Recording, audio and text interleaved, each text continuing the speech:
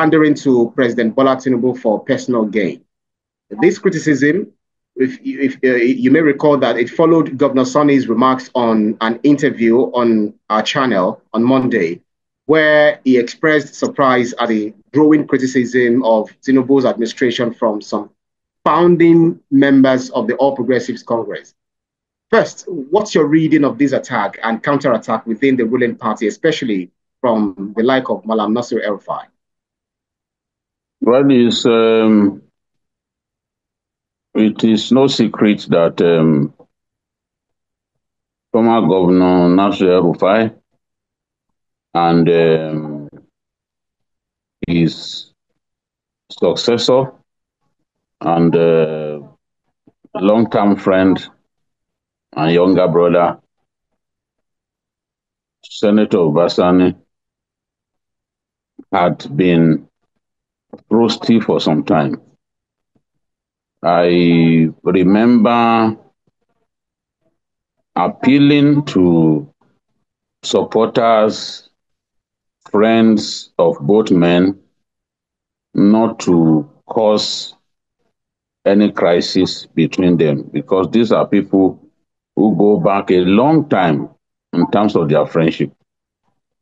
But so many things have happened that have worsened their relationship or turned them literally to enemies of one another. This is the first time that the governor will openly, the former governor will openly criticize his successor. This was the first time. But friends and members of the cabinet of Kaduna State that both men actually belong to, the El-Rufai cabinet, have been saying the two men had not been on talking terms, had not been speaking to one another, for some time, and they were accusing the governor of all kinds of things. I do not think it is right to single anybody out and say, oh, this person is a betrayer. I still want to believe that it's possible in politics for people to resolve their differences. I actually wish that would happen, because they have been there for one another for years. They both come from Zaria. They go back a long, long time. What we have seen in the last few days, in terms of the utterances of former Governor Nasir El-Rufai, the reaction of some APC members to the comments made by Nasir El-Rufai, the reactions of APC members at the federal level left much to be desired. I think that there is a lot of unease, a lot of unhappiness within the El-Rufai political family, if I can describe them as such, that the governor appears to be moving in contradistinction of Nasir El-Rufai. Some of the things that Nasir El-Rufai was known for when he was governor, we are seeing this current governor move away from such things, trying to form a government of inclusion, trying to bring in the people of Southern Kaduna more and more into government, trying to give them as many projects as possible, trying to make the Christians see him as a governor for everyone. By attending Christmas carol in churches, by removing his cap, by making a by challenging the Christian community to bring Christmas carol to government house, you know, next December. I think he is trying his best to show that he is a governor for everyone. Now, there are some clerics too, some traditional rulers that were removed by Nasir El-Rufai, and we are seeing Obasani restore them to their thrones. We are seeing some people that Nasir El-Rufai seized their land. We are seeing Obasani return such land to such people. Obasani is a different politician. I think a pragmatic politician, if I can describe him as such. Malam El-Rufai, at best, is, in my view, not a politician in the real sense of the word. Malam El-Rufai is um, like uh, just as he described himself, and as somebody who got into government by accident. He's more of a technocrat than a politician, and that's why some of his actions are largely unorthodox. He is very direct in his ways. Now, some of the actions of Obasani are being seen as a way of disgracing his predecessor by openly moving against some of what his predecessor was known for. To these people, to uh, to the former governor's supporters, is an affront, is an attempt to depart from everything that El-Rufai represented or represents.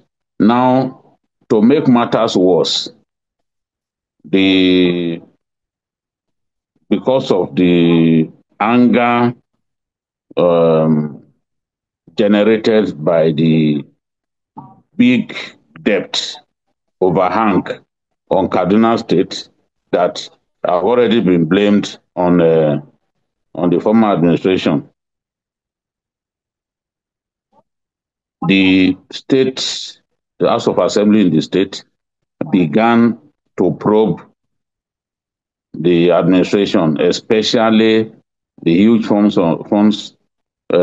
spent on projects that were later abandoned, especially those overhead bridges in Zaria, whether they were actually necessary in the first place.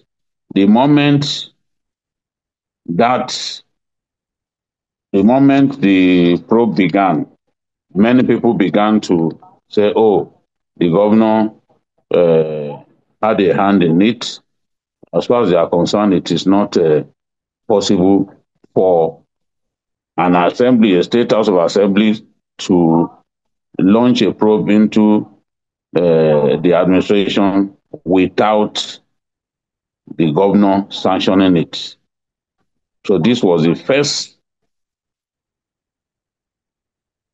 sign that things were not well between the two men, and this was the first time that the El-Rufai supporters held on to.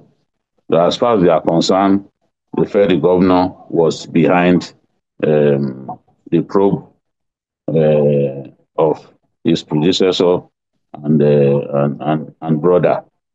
Now, when you match that with the fact that key elements in the administration that El-Rufai led, people like his former chief of staff Bashir Saidu have been prosecuted by the ICPC.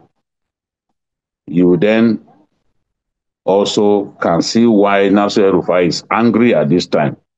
Jamil Awal who is known as a very close friend of Nasir El-Rufai, is already has been accused of embezzlement. There's a five-count charge of embezzlement hanging on his neck, and as far as the prosecutors are concerned, he should have known that those monies that he received were actually proceeds of corruption.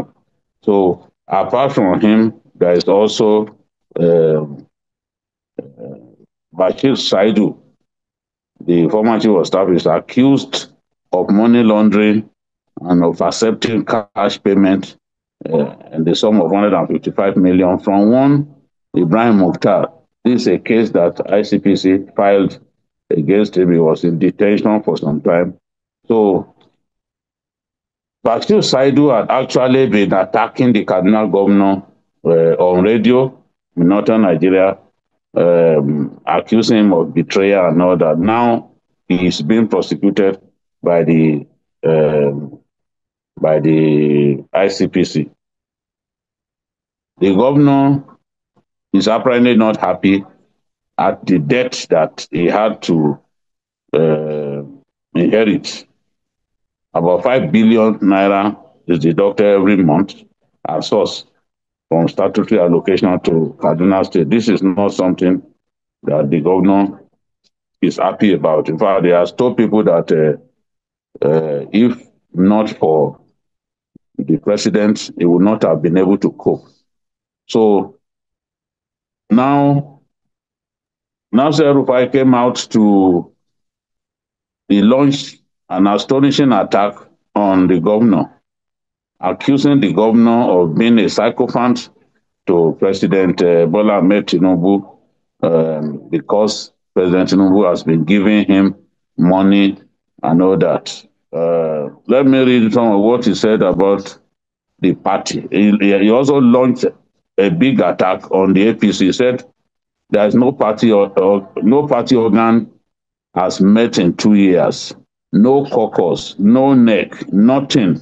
You don't even know if it is a one-man show or it's a zero-man show. The problems that led to the creation of the APC remain unresolved, but I no longer believe the APC is interested in addressing them. The distance between me and the party is widening. So he's more or less saying that, look, he has no future in the party. If we can say that the distance between him and the party is widening, he's indirectly saying that there is some level of unresolved differences between him and the party, and probably those differences would eventually be reconcilable. And he also launched an attack on Nuhu Ribadu, his friend, who is a national security advisor. In fact, he, beyond accusing Governor El-Rufai of Governor Obasani of collecting grants in excess of 150 billion on behalf of Kaduna State from the president in the last 18 months, by way of reimbursements, intervention, and grants. He told the governor that the people of Kaduna will judge at the right time.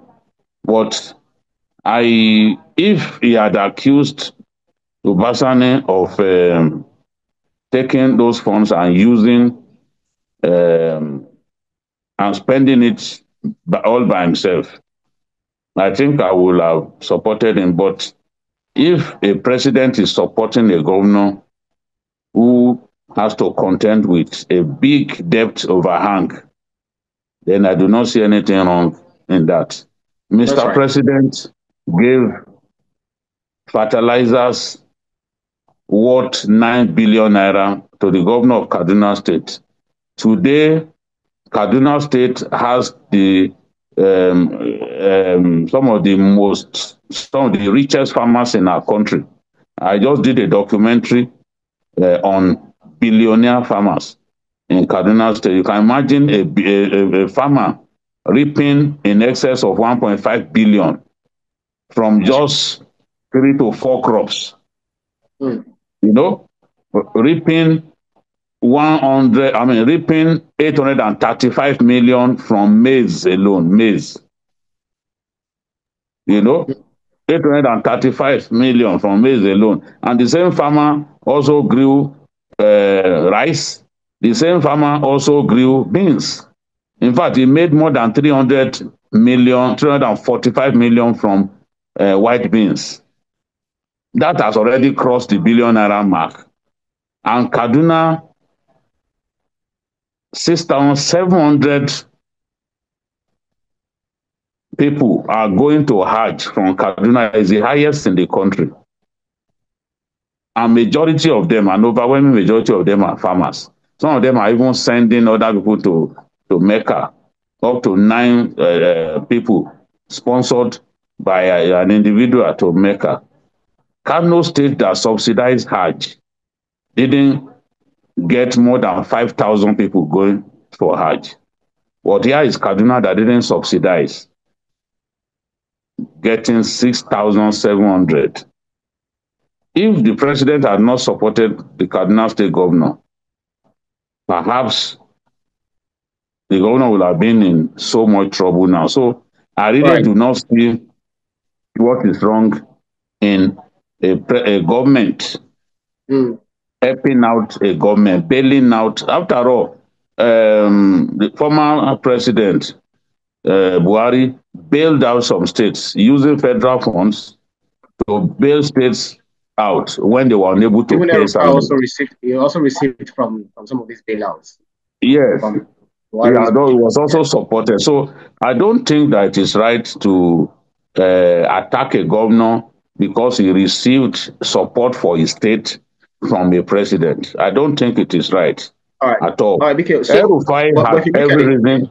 El-Rufai has every reason to be angry because of the way he was treated, because he expected that he would be confirmed as a minister and he was not confirmed. He has every reason to be angry, but mm, he has to also do that with moderation. Attacking his long-term friend, Nuhu Ribadu, over his conflict with Hajiya Najatu Mohammed, who accused Ribadu of describing Tinubu and co as among the most corrupt governors in the country. I expected, yes, if what Nuhu did was a kind of blanket accusation, not that he singled out Tinubu as a person and said, look, Tinubu is super corrupt and all that. So I I think that the conflict between both men has already degenerated. And to see Malam El-Rufai, who played a big part in the emergence of the APC and the successes that APC recorded in the past, to go to this extent is something that many people are really bothered about. I know that politicians will always quarrel among themselves. I all know right, that BK. he has every reason to be aggrieved about the way he was treated, but going All right. to the extent that he went is not what many people expected. That's right. That's right, BK. But then Madam El-Rufai also expressed concern about the APC's internal processes, stating that no party organ has met in 2 years, no caucus, no neck, no nothing, in his words. How valid do you consider these concerns regarding the lack of internal democracy within the APC? And what implications do you think this might have for the party's future cohesion? And regarding the ministerial appointments, others said he felt that Bola Ahmed Tinubu could have interceded on his behalf, because if he wanted him in his government, he would have, possibly overridden the Senate or the National Assembly. Yes, I wouldn't know what transpired, but I also felt at the time that Malam Nasser Rufai would be a fantastic addition to the cabinet is undoubtedly brilliant. It's irrefutable that he's a brilliant man who had a lot to offer. But at the end of the day, he was dropped, and he was dropped in circumstances that clearly made him feel humiliated. Because if someone like the Minister of Aviation was brought back, despite being initially rejected, um, I think that efforts will have been made to get El-Rufai into the cabinet. But you know, a president is surrounded by all kinds of people. Some must have told the president not to take the risk. Some must have told him that El-Rufai does not have permanent loyalty to anyone. He must have pointed to his quarrel with Atiku at some point. They must have quarreled. They must have told the president about what he wrote in his book about President Obasanjo, you know, especially about third term. Obasanjo's aides generally pretended that he had no plan for third term. But El-Rufai was the first person who worked under Obasanjo that came out to say, yes, indeed, we were trying to do third term. I don't think Obasanjo has forgiven him since then. And he, such, what happened between him and Obasanjo must have played a part in having him rejected, because I believe some people told the president not to take the risk, that he would not be totally loyal to him. But as for Obasani inherited a staggering debt burden of 587 million, 85 billion, $587 million, 85 billion naira, and 115 billion in contractual liabilities. I guess that when Obasani got into office and he saw what was on ground, the realities staring him in the face, he got so mad with his predecessor, and I guess that from then on it affected their relationship. But this is what I see. But as I've also said, in politics, reconciliation can happen at any time. So the same El-Rufai who said he no longer recognizes the APC can still have his issues with the president and other people, other powerful people in the party resolved, because I think when you look at everything, he played a big part in even President Tinubu's victory. He may not have successfully delivered Kaduna, you know. Yes, APC was well beaten in Kaduna State. And El-Rufai did not even deliver All right. his local All government. right. But, All right. Okay. you know, but at the end of the day, he played his own part in President Tinubu becoming president. No one can take that away from him. He fought vigorously for Nigerians when Nigerians were being made to suffer over the Naira redesign. He mobilized other governors to make sure that they won that matter in court. As for me, I don't forget these things easily. But I also do not think that it was right for El-Rufai to attack a governor on the basis of that governor receiving help from the central government. I don't think it's right at all. The alternative would be for him to pile up more debt, and the governor has refused to pile up more debts. But the president has been supportive. That can't be a crime. That can be a crime committed by Obasani, and that can be a crime committed by a president who is not prepared to watch the people of Kaduna, civil servants in Kaduna suffer. All right, so let me take one or two comments. Amara Okonkwo says El-Rufai speaks the truth. APC has lost direction, and it's about time someone from within called them out. Internal democracy is dead in that party. Shegun Adeyemi says, interesting that El-Rufai is talking about bad leadership in APC. Wasn't he part of the decision makers when things went south? Now that he's out of government, he's suddenly a hero. Fatima Bello says, I admire El-Rufai's courage, but timing is everything in politics. This sounds more like sour grapes and his ministerial nomination drama. Chooks also says, APC's silence on El-Rufai's allegations is telling. Maybe there is more to his criticisms than meets the eye. Nigerians deserve to know what's really going on behind the scenes. But then, BKO, his recent meetings with the opposition figures have sparked speculation about his political allegiance. Could Malam El-Rufai's action and statement be contributing to internal divisions within the APC, potentially undermining the party's stability in the long run? Yeah, if El-Rufai, in politics,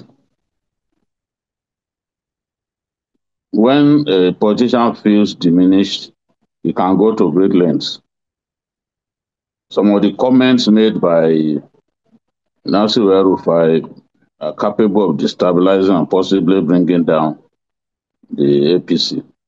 And at this stage, I don't think he has any regrets because he believes that he was badly treated, and because he was badly treated, he would not want to come out to be seen to be praising the government. And with his own friends and people served in his government being locked up, with his government being probed by the House of Assembly in his state, El-Rufai would naturally feel that, look, the Kaduna state government is coming for me. He is not prepared to pretend he's not happy with the government, and he came out to speak his mind. But overall, when you look at what has happened, you cannot force the new administration to toe your line. Human beings are born differently.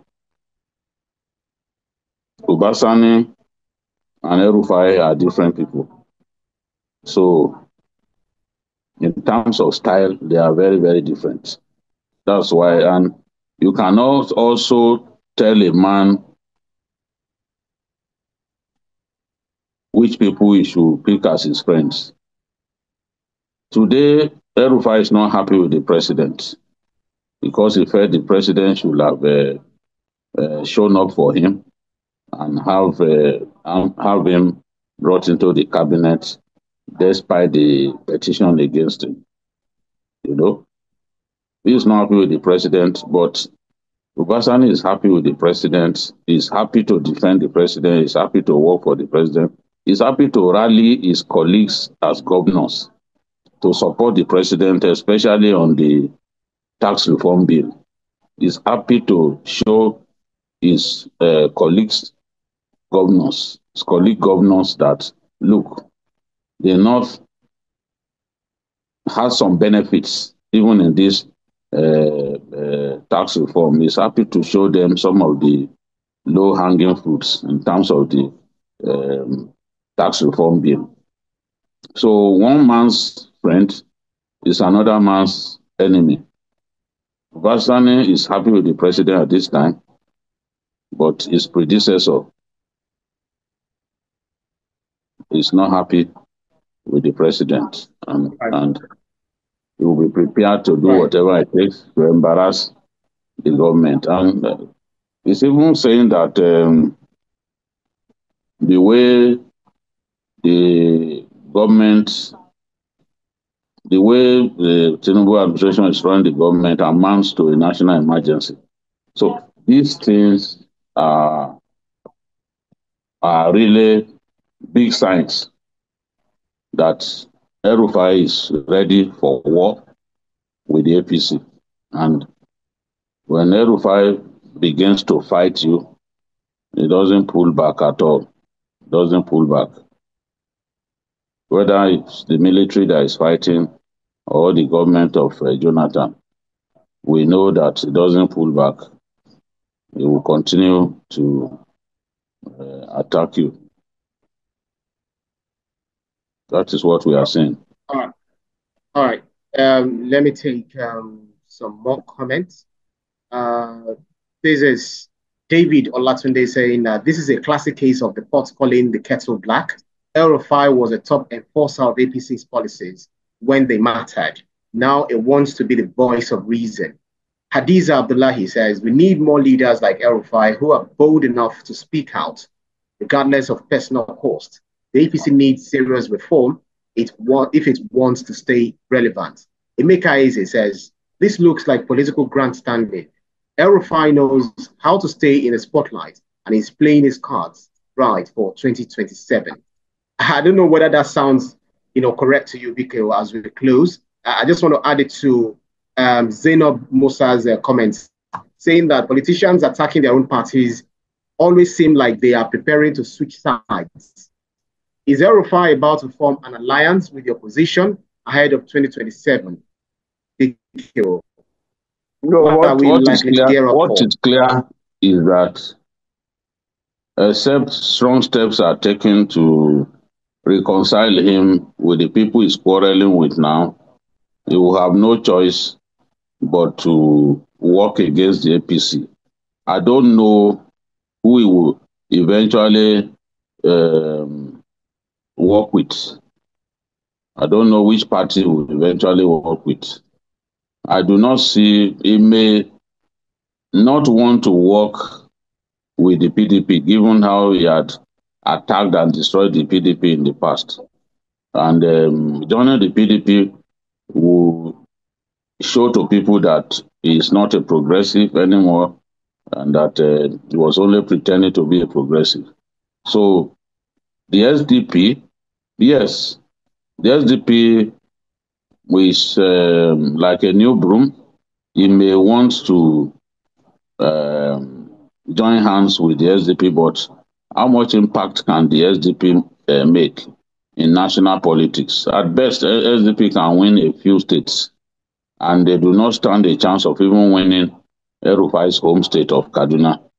So the best bet is for the two estranged friends to come together and not see each other as a betrayer. Not is El-Rufai should not see Ubasani as a betrayer, and Ubasani should also not see El-Rufai as a betrayer. In my view, they are better coming together, and I think that is the best bet for both men, because when they are together, they are much stronger together. So, but in this case, El-Rufai is angry enough to want to pitch his tent against his former party.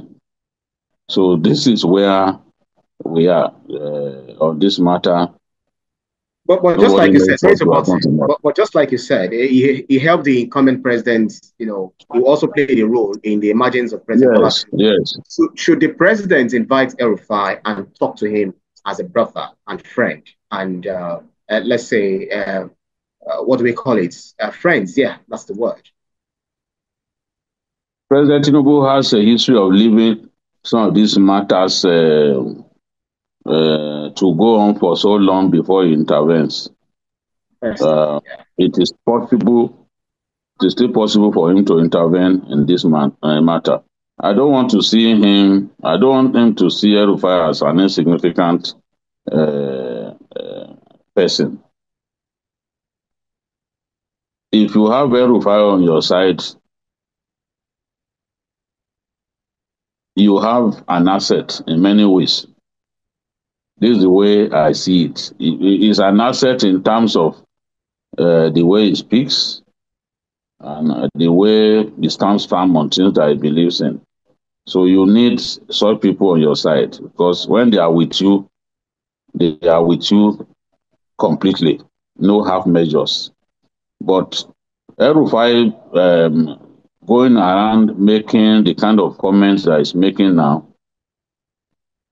makes reconciliation a lot difficult because some of the people that he has badmouthed would not want to have anything to do with him.